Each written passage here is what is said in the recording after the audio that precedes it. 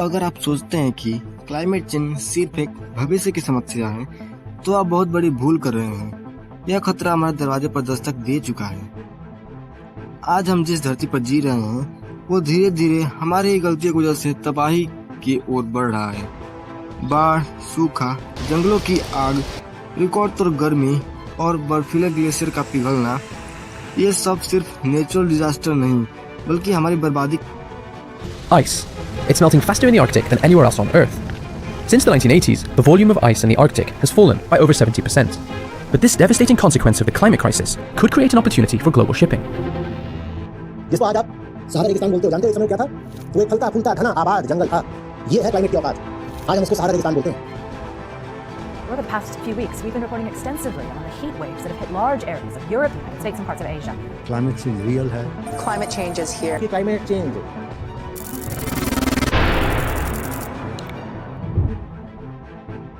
तुम्हें लगता है कि फ्रिज में रखा ठंडा पानी हमेशा तुम्हारे लिए रहेगा, या वो गर्मा गर्म खाना जो तुम्हारे सामने परोसा जाता है वो कभी खत्म नहीं होगा। सोचो, अगर एक दिन तुम्हें अपने ही परिवार को खाना खिलाने के लिए दूसरों से लड़ना पड़े, जब तुम अपने ही बच्चों को भूखा तड़पते देखोगे और तुम्हारे पास उन्हें देने के लिए कुछ नहीं होगा। यह सिर्फ कल्पना नहीं है, बल्कि यह हकीकत में बदलने वाली है। हमने जो किया है, अब उसका बदला प्रकृति अच्छी तरह से ले रही है। यह कोई चेतावनी नहीं है, यह एक कड़ी सच्चाई है। सोचो, जब बाढ़ की ऊंची लहरें तुम्हारे शहरों को बहा देगी, जब जंगलों की आग तुम्हारे घरों तक पहुंच जाएगी, जब आंधियां तुम्हें उड़ा देंगी, तब तुम क्या करोगे? बचने का कोई रास्ता नहीं बचेगा।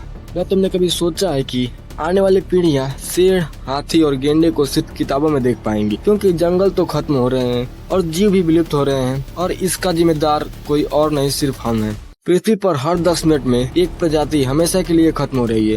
यह सिर्फ शुरुआत है, क्योंकि आने वाले समय में इंसान खुद विलुप्त होने की कगार पर होगा। सोचो, एक दिन ऐसा आएगा जब तुम्हें हर सांस लेने के लिए पैसे देने होंगे, हवा जहरीली हो चुकी होगी, ऑक्सीजन सिलेंडर एक लग्जरी बन जाएगा। क्या तुम अपने बच्चों को ऐसी दुनिया देना चाहते हो जहाँ सांस लेना भी मुश्किल हो? अगर अभी नहीं संभले तो इसे सच्चाई बनने में देर नहीं लगेगी। अब तक इंसान जमीन और तेल के लिए लड़ता था, लेकिन भविष्य में जंग होगी पानी और खाने के लिए। 2050 तक पानी की इतनी कमी हो जाएगी कि दुनिया के कई देशों में सिर्फ युद्ध पानी के लिए होंगे। गरीब मरेंगे, अमीर बच जाएंगे, और तुम सोच रहे हो कि यह तुम्हारा साथ नहीं होगा। तो सोचो, अगर कल से तुम्हारे नल में पानी आना बंद हो जाए तो तुम कितने दिन तक जी पाओगे? भविष्य में सांस लेना भी अमीरों के लिए एक स्पेशल एजेंडा होगा। आर्टिफिशियल हवा, आर्टिफिशियल खाना, सब कुछ सिर्फ अमीरों के लिए होगा। गरीबों के लिए सिर्फ मौत बचेगी। सोचो, अगर तुम्हें हर सांस के लिए पैसे देने होंगे तो तुम कितने दिन तक जिंदा रह पाओगे?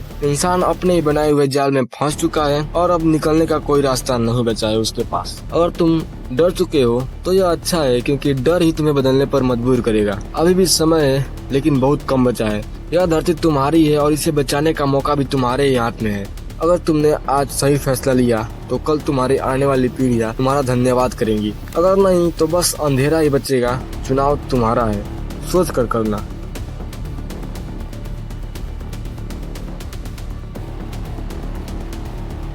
आंखें खोलो। अगर तुम अभी भी जिंदा हो तो इसका मतलब यह है कि अभी भी उम्मीद बाकी है। लेकिन तुम अकेले नहीं हो, तुम्हारी धरती भी घायल है, तड़प रही है बेचारी। क्या तुम इसे बचाने के लिए तैयार हो, या फिर बाकी बचे लोगों की तरह इसे भी मरने के लिए छोड़ दोगे? पानी की कुछ बूंदें मिल जाए तो शायद बच सको, लेकिन अब यह सिर्फ तुम्हारी जरूरत नहीं है। हर कोई इसके लिए लड़ रहा है।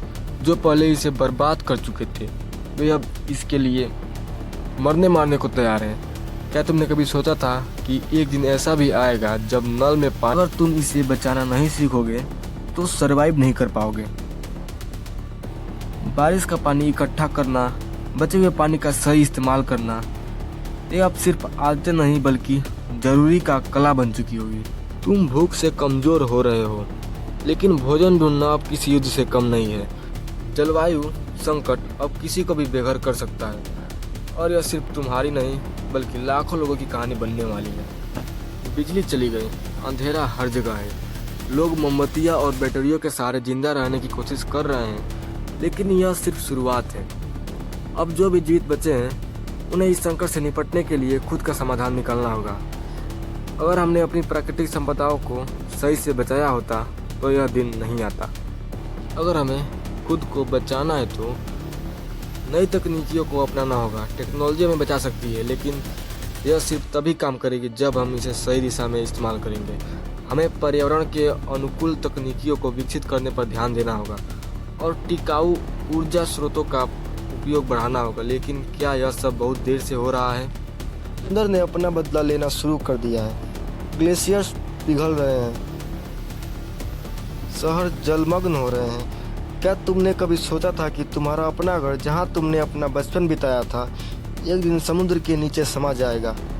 और यह सिर्फ तुम्हारी कहानी नहीं है। लाखों लोग बेघर हो चुके हैं। अब सिर्फ भागने का विकल्प बचा है, लेकिन तुम कहाँ भागोगे? जो खो दिया उसे वापस नहीं ला सकते, लेकिन क्या हम इससे सीख सकते हैं? क्या हम अपनी गलतियाँ सुधार सकते हैं? और हमें बचना है तो हमें एक नई दुनिया बसानी होगी। एक ऐसी दुनिया जहाँ प्रकृति के साथ तालमेल हो, जहाँ हम अपने संसाधनों का सम्मान करें और जहाँ हम आने वाली पीढ़ियों के लिए एक सुरक्षित भविष्य तैयार कर सकें। अब यह सिर्फ कहानी नहीं बची है, यह भविष्य की सच्चाई है। क्या तुम इसे बदलने के लिए तैयार हो, या फिर तुम भी बस इंतज़ार करोगे कि जब तक बहुत देर नहीं हो जाती है? अगर तुम इस धरती को बचाना चाहते हो तो अभी से कदम उठाने होंगे। हर छोटी से छोटी आदत मायने रखती है। पानी बचाना, पेड़ लगाना, ऊर्जा का सही उपयोग करना, यह सिर्फ सरकारों की जिम्मेदारी नहीं है, यह तुम्हारी भी जिम्मेदारी है। अगर तुम अभी नहीं जागे तो अगली पीढ़ी के लिए कुछ नहीं बचेगा मेरे दोस्त। अगर आपको यह जानकारी अच्छी लगी हो तो चैनल को सब्सक्राइब जरूर कर लें। तो फ्रेंड्स, मिलते हैं अगले वीडियो में। तब तक के लिए बाय, जय हिंद।